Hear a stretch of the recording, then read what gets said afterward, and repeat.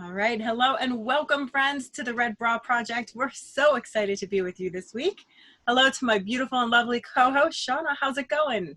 It's going, day like 72 in quarantine. We're surviving over here. I think it's more like 20, but it feels like 72. Yeah, absolutely. I mean, we all know that March felt like a year in itself. So Yeah. Oh, yeah, we do want to say just a quick, hello to all of our followers and our friends. And we wish you guys are all staying healthy. We hope that things are going as smooth as possible in this new normal. And if you ever need to talk or you need to reach out to anybody and you need somebody, the Red Bra Project is here for you guys. So come on out, give us a shout, and thank you to everybody who is doing everything to keep our world moving for our essential businesses. We really appreciate you. So we are so excited this week because our guest actually reached out to us, and she is, I can't give it all away, but she's so talented. She's coming to us from quite a different time zone. You're gonna see in just a second. But we are so excited to sit down and introduce the lovely Heather Hawken for episode 53 on the Red Bra Project. Welcome, Heather. We're so excited to have you. Oh, thank you for having me. It's fun to be here. And yeah, figuring out time zones, that's always a joy. It is. Why don't you start off by telling us a little bit about where you're coming from and kind of what you do and what your story is? Yeah, so obviously my name's Heather and I'm coming to you from Cardiff in Wales, which is just next to England. So it's in the UK. And yeah, I'm a freelance viola player. So that's the one in the orchestra. It's a little bit bigger than a violin. And yeah, I've been doing that for nearly 5 years now. wow, you've only been playing for 5 years. Well, no, as in I've been professional freelancing for 5 years. Okay. Playing since I was about 3, so a little bit longer. Awesome. Yeah, so tell us a little bit more about your background. I know that Renee and I know a little bit more just based on what you shared with us, but even growing up, because you didn't have a traditional education, which I think would be good for a lot of parents to hear right now, is no kid is having a traditional education right now. No, absolutely. So I was homeschooled up until the age of 16 when I went off to sixth form to do my A levels. And homeschooling is not a normal thing here in the UK at all. We actually came over to the States when I was about 6, and it was quite refreshing because people were like, "Oh yeah, you're homeschooled, yeah, that's fine." We were like, "It's normal here." It was lovely. So I grew up as a homeschooled kid, just running around in a field and playing lots of music, which was lovely. And yeah. Which is very, very ironic, Shauna, because that's what all of our kids are doing right now. I mean, taking advantage of the beautiful outdoors in your backyard or whatever you have and you're able to get to. And then, of course, all of our moms and dads and everyone who has now become teachers as well as everything else. Yeah, absolutely. I've had actually a few of my friends reach out to me saying, "Have you got any homeschooling tips?" Absolutely. which has been quite interesting. For anybody that has been a child in homeschool and any parent that has chosen to lead that, I have a whole new level of respect for that. But oh yeah. So tell us a little bit about how you got into music, because at 16 you got into performing arts school, but how long have you been playing, and where did this all start? Yeah, so I'm actually one of 4 kids, so I'm the youngest, but we're all very close in age. My eldest brother is only 4.5 years older than me, so we're basically 1 a year, and he's incredibly musical. He's now working as a professional composer, and so we all kind of went along to his, music stuff on a Saturday, and just kind of ended up joining in by default, really. And then when I was about 3, I apparently just told my mum that I was going to learn violin now. So I started lessons quite young. That's a pretty bold statement for a 3-year-old. Knew what Yeah. you did. Yeah, I think she was kind of like, "Oh, okay, fine, whatever." So I kicked off when I was very young and played violin for my whole growing up period, and then I did my grade 8 violin here. I don't know if you guys have grades in the same way, but we have grades 1 to 8 on your instrument, and then beyond that it's kind of going off to music college and all these things. So I did my grade 8 violin, and then sort of I was 16 at the time, and then just kind of said, "Oh, what am I supposed to do now?" and my teacher suggested learning the viola because not as many people play it. So there's a little bit more demand and all these things. And I just absolutely loved it. So then, yeah, went on to study it and carried on, yeah, into the profession, which has been a lot of fun and quite an adventure. Awesome. Wow, that is amazing. I would do anything. Well, now's a good time to learn, I guess. I'm not very musically inclined just as far as a natural ability to play an instrument. And Shauna, I know you play, but that's so awesome. Yeah, I mean, I'm sure if I actually, my daughter is playing flute now, and I picked it up and I did a whole scale for her, and I felt really impressed that I still knew it, but and a little ukulele I've taught myself. So that's really cool. So with your are your parents also are they musicians as well? No, they're not, which is the slightly bizarre thing, because my dad is a physicist and my mum is a biologist by training. So we're not entirely sure where it came from, because all four of us did music to a pretty high standard. So yeah, we don't really know where it came from, but obviously we're phenomenally grateful to them for, yeah, just the encouragement and the time that they gave up in taking us to all these lessons and everything.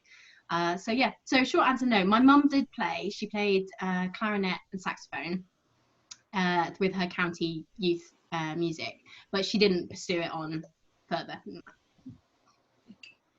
Did it consume most of your childhood? Was that like everything because you knew, or it wasn't until 16 that you really knew this is what you wanted to continue to pursue? So I had quite an interesting journey with it in a way, because I obviously played from such a young age. It did absolutely consume most of my life. I also played the piano and the bassoon, so again to about grade 8 level. So there was a lot, you know, it was all practice and everything. And then about in my mid-teens, I decided, you know, I didn't want to do music. I was never going to do it. Everyone expected me to do it, and I knew that. And I suppose I was being a little bit stubborn and was just like, I don't want to do what everybody expects of me or thinks I'm going to do. So I was like, no, I'm not doing it. I don't want to do it. Sort of stopped practicing a lot and just kind of did the bare minimum for a while, which I kick myself for now, but there we go. For a while, like a couple of months or years? Oh, probably a couple of years. Probably between, I'd say probably about 13 to 16. Once I started doing my grade 8 violin, I got in a bit of had a bit of a kick with that. But yeah, I just didn't want to do it. And then when I started learning viola, I was a bit like, oh, maybe I'll go and I'll study at university. I'll study music academically and, you know, see where it goes from there. And then that led into deciding to go to music college, which is much more practically based. So they teach you how to play your instrument to a high level rather than studying the music necessarily, if that makes sense. Mm-hmm. So we didn't do, you know, it was more practical than academic. So yeah, so I did a bit of a 180 on that one.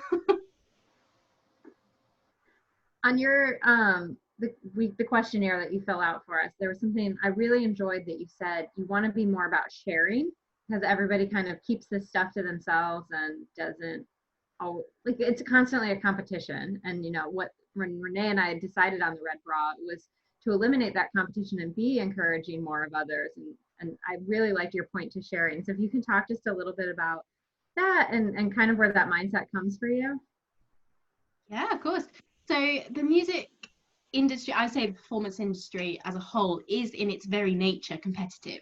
You are auditioning against other people for, you know, hundreds of people can be going for one job. Yeah. So, you know, it is by nature competitive. And the problem with that is that then seeps into every area of the industry, and people don't want to share, you know, where they got a particular avenue of work from, or they don't want to share, you know, their contacts. They don't want to share how they did things, you know, or how they felt about things, how they, you know, maybe they really struggled with performance nerves and were able to conquer that, and they don't want to share how they did that, because what if somebody, you know, they're in competition with sees that and goes, oh, I'll use that tip, then they get better and then they win the position. Does that make sense? Mm-hmm. So I think for me, I started to find it incredibly frustrating that, particularly as a freelancer starting out, you might, you know, message around your friends or some people and say, hey, have you got anybody who you think would be good for me to get in contact with, anybody I can network with? And they'll often just point blank ignore your message. And these are people you would consider to be friends. And I remember just being like, what is this? Why is this? This makes no sense, because more work is good for everybody. You know, like I often get double bookings, and so therefore I have to find a dep for the one that I, you know, comes in second or whatever.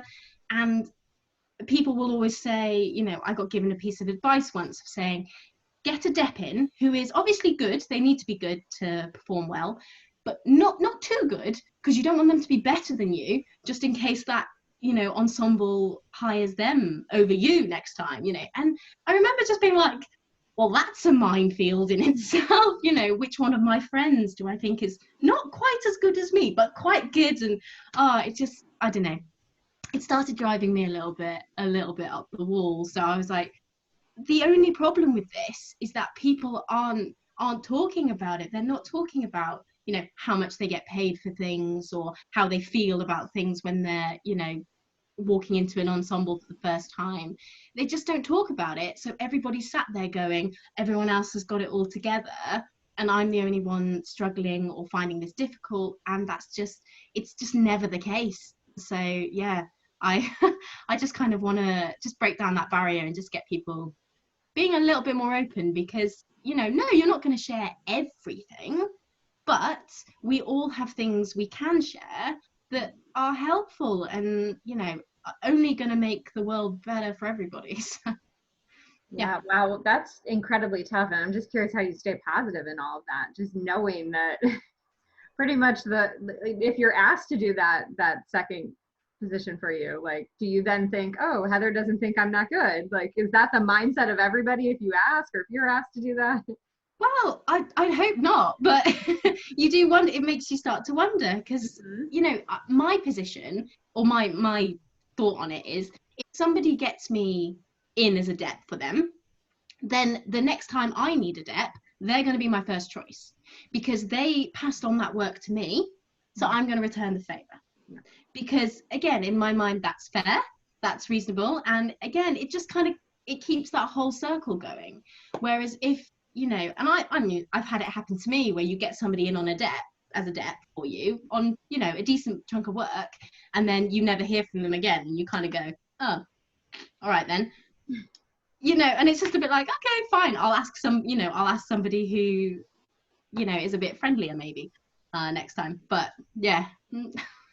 It is quite a journey. I mean, yes, the industry that you're in, but then also being a freelancer. I mean, that in itself, there's more competition in the world, you know, or at least from gig to gig, basically. You're constantly on your best game, and you're constantly making contacts and creating. So how are you kind of showing up? I mean, we can hear how you're showing up and kind of what's going through your mindset in your industry to try and put a positive spin on collaboration and everything. But what else are you doing? And kind of, I know I can hear the passion in your heart to want to change this. So tell us about that. It's a very good question. It's a tough question. So the staying positive, I guess, is that's come over a little bit of time.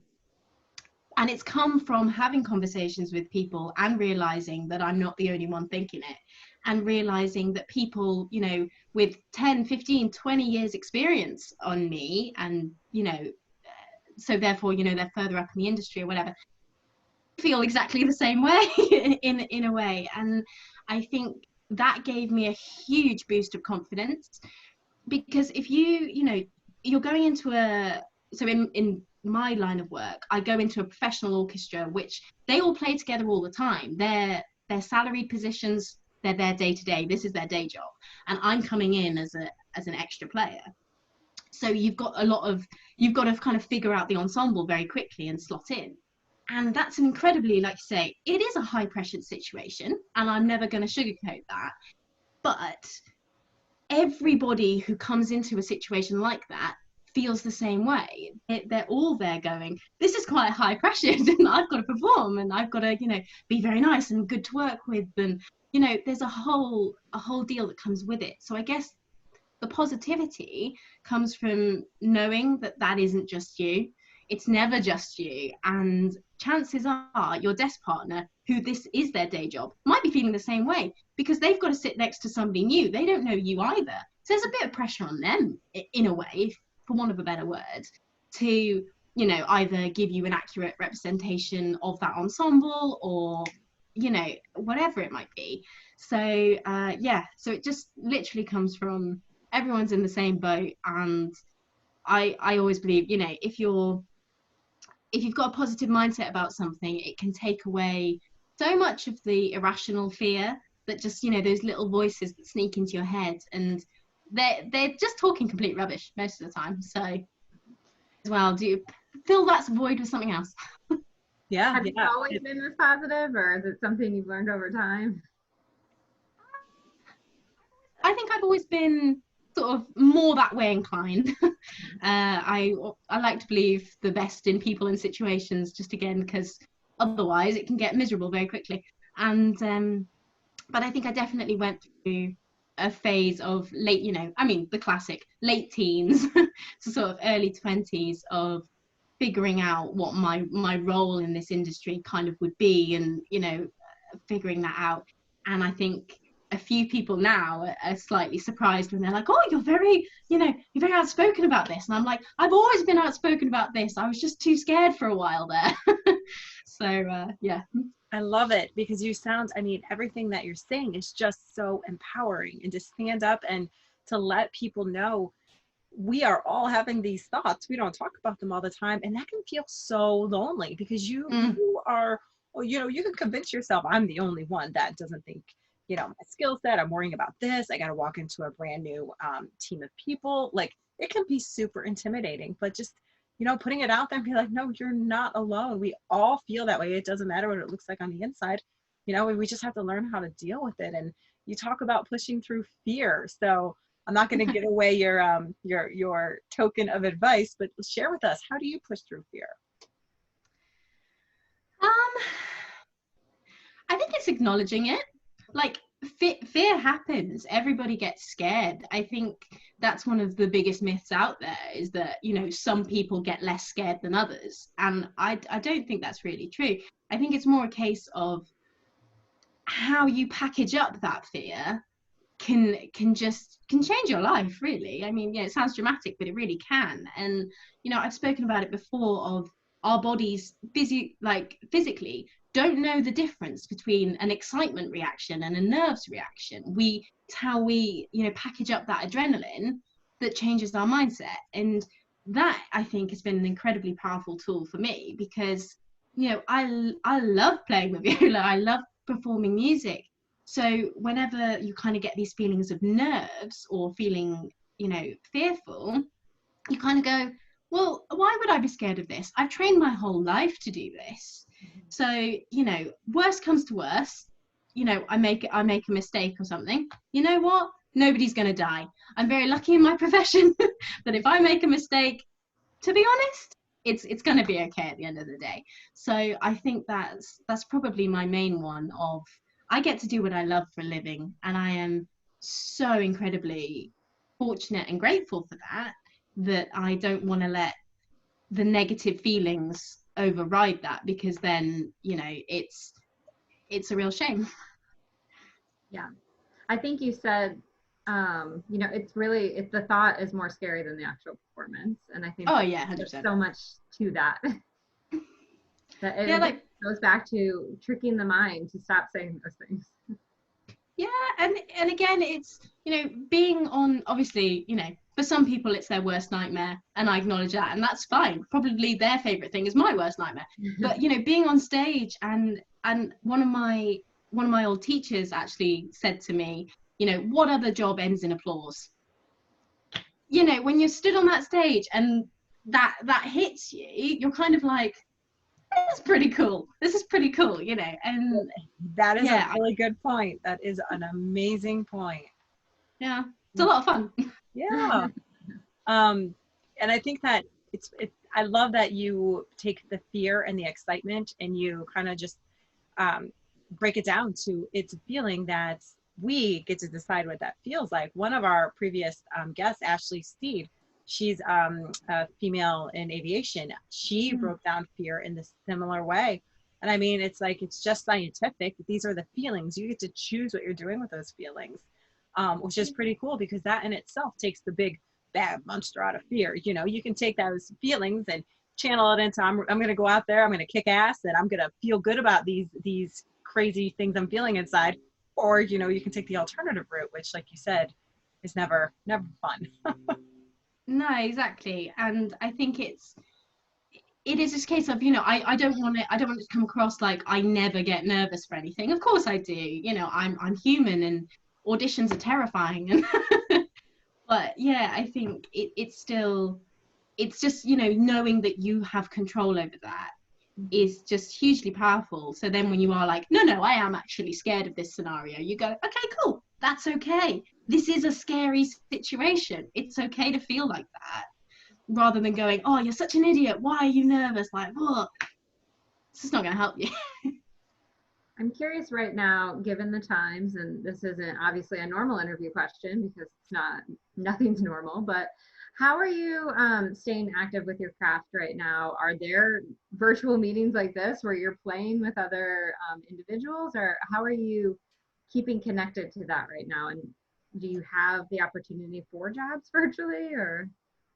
Yeah, absolutely. And there are quite a few people doing live concerts and stuff at the moment. I'm hoping to do a couple in a couple of weeks, but the details aren't sorted yet, so I don't want to promote them yet.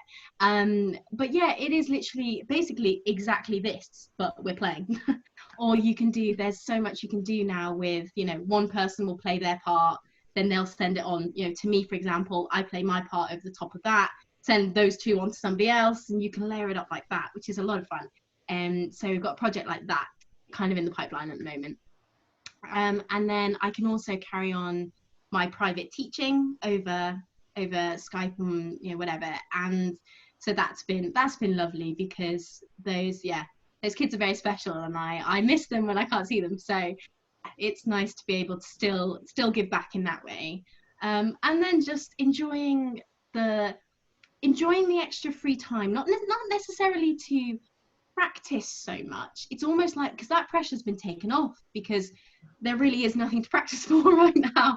So just getting back to the love of, you know, I want to play this piece today, so that's what I'm going to do, you know, of just getting some music, bringing it up, and, you know, on my computer, and just having a bit of a bash through.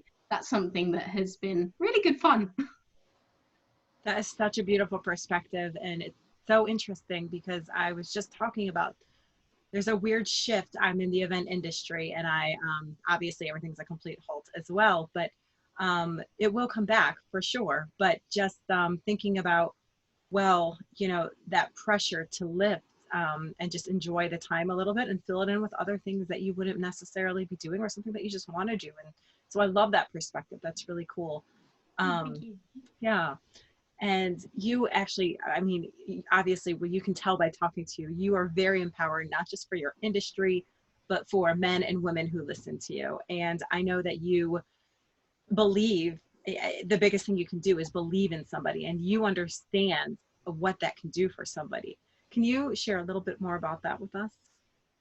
Yeah, absolutely. So I guess my, you know, something I put in the questions you guys sent me was, my mum has been a big champion of me, just and also, actually, to be fair, my eldest brother Matthew, he always says that he writes the music and I play it. That's the that's the deal. And he always says, you know, I couldn't have done what he did. He studied at Oxford and did incredible, you know, academic stuff, which I could not have done. And he always says he couldn't have gone to music college and did what I did. So there's quite a fun relationship there.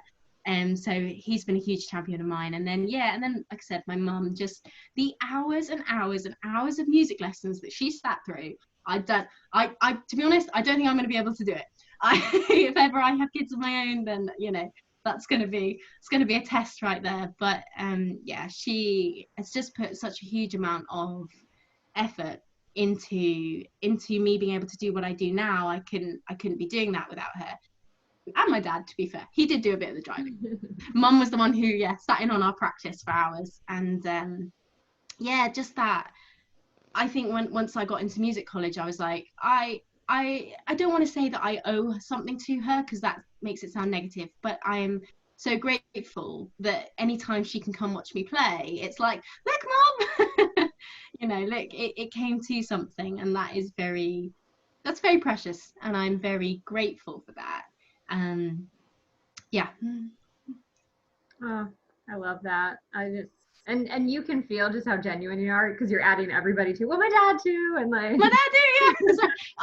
It's because I'll get in trouble if I leave everyone out. that's fair.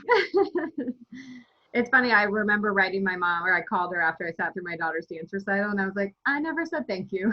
This was really painful, and waiting for the one dance my daughter did, and so it's funny when you have those moments and you realize what they really did give. Yeah. And so I'm sure you will, if you have children at some point, sit through their stuff as well.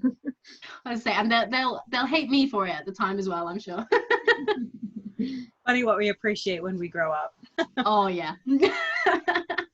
Even if we're like, I'm really sorry, I really had to go at you for this at the time. Yeah. Yeah, that whole time when we're stomping our feet and yelling and we're saying, oh, I don't care, I'll never do that. Right. Uh-huh. Heather, tell us a little bit. Well, I mean, I feel like music can be such an outlet for people, and not even if you don't play, just listening to it and kind of the calming effects and things. Is that an outlet for you? Yeah, sure, definitely. So one thing my my husband always says was one of the first things he learned about me once we got married and we moved in together, then is that I play piano when I need to think. And I didn't realize that I did that because viola is my professional instrument. It's, you know, that kind of means that I sometimes looked at my other musical abilities, I guess, as an outlet. And yeah, I sit down at the piano when I'm feeling something particularly deeply, good or bad. That seems to be where I go, and I hadn't realized I do that. So yeah, he pointed that out. He was like, oh no, I need to leave you alone when you're playing the piano. I was like, oh, thanks. It's always interesting when somebody else can teach you something about yourself. Oh, absolutely. Yeah, I had absolutely no idea that I did that. And yeah, and he was like, if you're really mad about something, you just play scales for ages. I'm like, oh yeah. He just goes for a walk then, right? He's like, yeah, he's like, I'm just gonna go out and leave you to it. It's fine. But yeah, so that's been a big outlet for me. And then yeah, just performance in general. I guess if I don't get to play for a while for whatever reason, you know, I found it a little bit, you know, over Christmas when you're on holiday and you know, I didn't take my viola with me, which had major separation anxiety, but that's another thing. And you know, I really missed it. And then by the time I got home, I realized that actually I was a bit heavy, that I was like, oh, I feel like I'm missing something and I feel a bit blur. And I had a gig not long after we came back, and I came home skipping. I was like, I feel so much better. So yeah, that was quite a good indicator that I'm in the right job, I guess. I was just gonna say, not everybody skips back to work after a holiday. No. I was so excited, it was a bit sad. No, I love it. I think that's great. So on the Red Bra Project, we do kind of ask, we ask what a Red Bra moment for you is. And they can be big or small, or just one of those moments when you were like, yeah, you know, I went out there and I was courageous. You can wear your Red Bra bold on the outside or quieter on the inside. It's your thing. And so what is an incredible Red Bra moment for you? Yeah, I'm starting to remember what I wrote down now, because there's a few that spring to it's whatever few that spring to mind.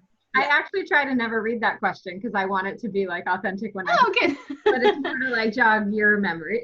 Yeah, absolutely. I guess my sort of one of my biggest highlights and moments I felt sort of most proud of myself was we have in London here, we have a hall called the Royal Albert Hall, which is, you know, incredibly famous, and it's a place where a lot of people go, you know, I want to play here one day. And I'd actually never even set foot inside the building. I'd never been to watch anything there, just how things had happened. I'd never been.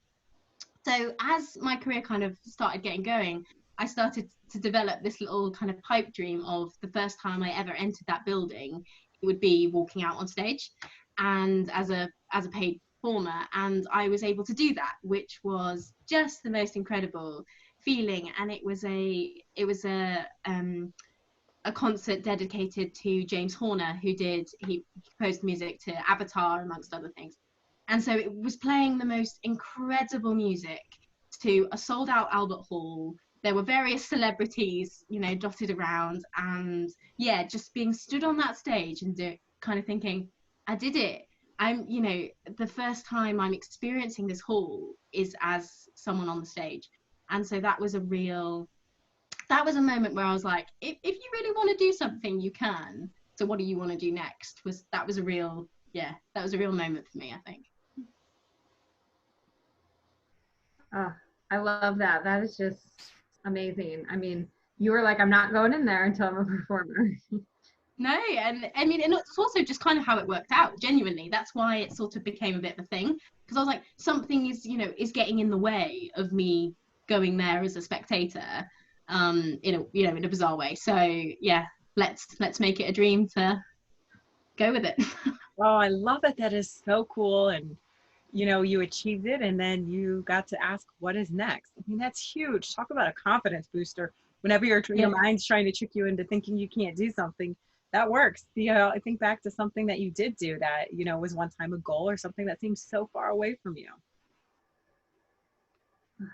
What, something that I've done now? Or? Oh no, I'm just saying in general, it kind of works, So, when you're doubting yourself, think about how you have done amazing things for everybody who's listening. And, we're kind of going through the new normal on things, and, there's lots of feelings and shifts, and people are creating new things and trying to get to the point of wanting to do something. And, other people are, kind of taking things slower in their own way. So it's great, because it's everybody's own journey is what it comes down to.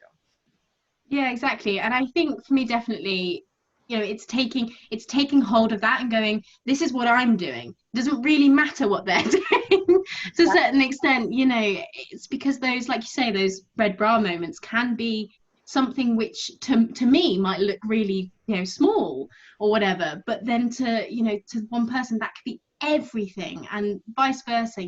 I'm sure people in the performance industry will look at that and go like, oh, you're cute. And I'm like, that's fine, you can think that, but yeah, it's my moment, so absolutely. Go get your own. Exactly. Mm-hmm. Well, Heather, you are a joy. I am so glad that we got just this little bit of time with you, and we will definitely be continuing to follow your journey. But can you share with our viewers where they can follow you and find you, and also stay connected?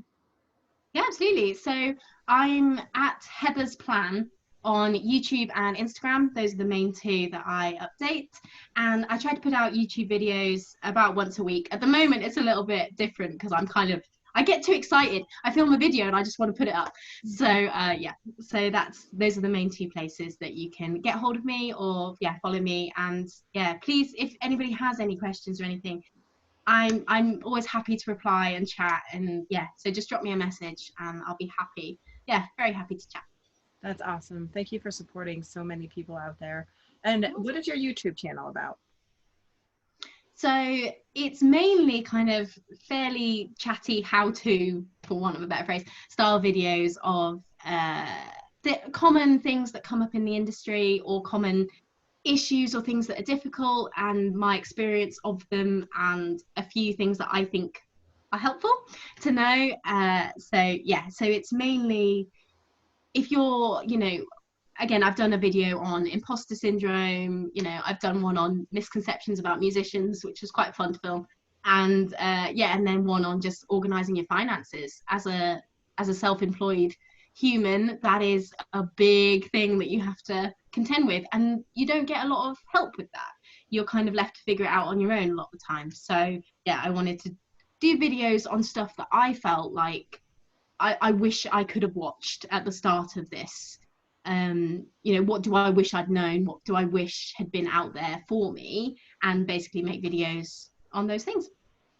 Love it. So cool. And we have, I don't want to say, we've watched your YouTube, and it's educational and fun. So it is so good, guys. Go over and check it out.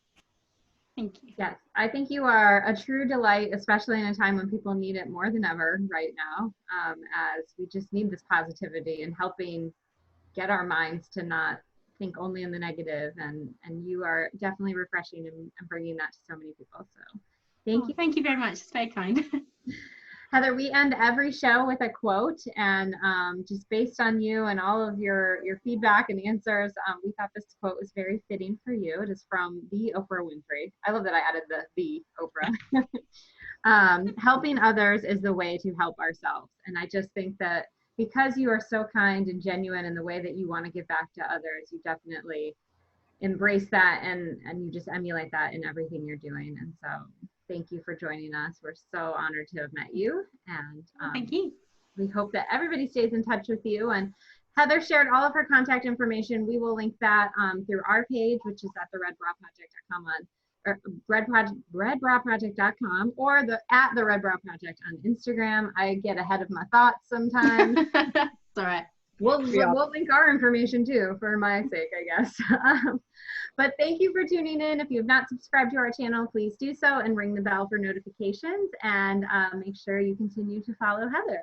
So thanks everyone for joining us, and enjoy your day. Bye guys. Thank you so much. Bye.